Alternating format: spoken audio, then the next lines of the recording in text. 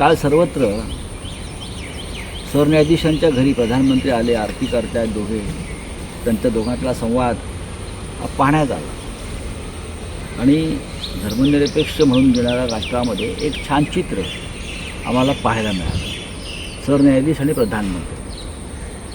खरं म्हणजे हे संविधानाला किंवा प्रोटोकॉलला धरून आहे का, याच्याविषयी लोकांमध्ये आणि घटनातज्ञांमध्ये चर्चा सुरू.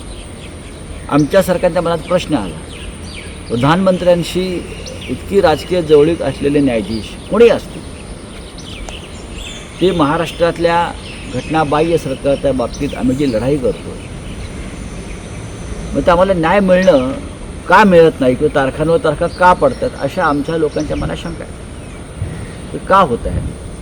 सरन्यायाधीश चंद्रचूडांसारखी व्यक्ती त्या पदावर असताना 3 वर्ष एक बेकायदेशीर सरकार बसवलं जातं, घटनाबाह्य पद्धतीनं सरकार पाडलं जातं. हे सरकार घटनाबाह्य आहे असं स्वतः सरन्यायाधीश वारंवार सांगत राहिले, तरीही निर्णय आणि निकाल होत नाही. ते निवृत्तीला आले आणि काल त्यांच्या घरी प्रधानमंत्री पोहोचले. त्याच्यामुळे ह्याच्यामागे काही वेगळं काय घडतं आहे का, हे सरकार वाचवण्यासाठी किंवा शिवसेना, राष्ट्रवादी काँग्रेससारखे महाराष्ट्र स्वाभिमानी पक्ष हे पूर्णपणे खतम करायचे आणि त्यासाठी न्यायालयाची मदत घेतली जाते का, या लोकांच्या मनातल्या शंका काल घट्ट झाल्या, पक्क्या झाल्या. ठळक घडामोडींसाठी देशोन्नती न्यूज चॅनलला सबस्क्राईब करा आणि बेल आयकॉन प्रेस करा.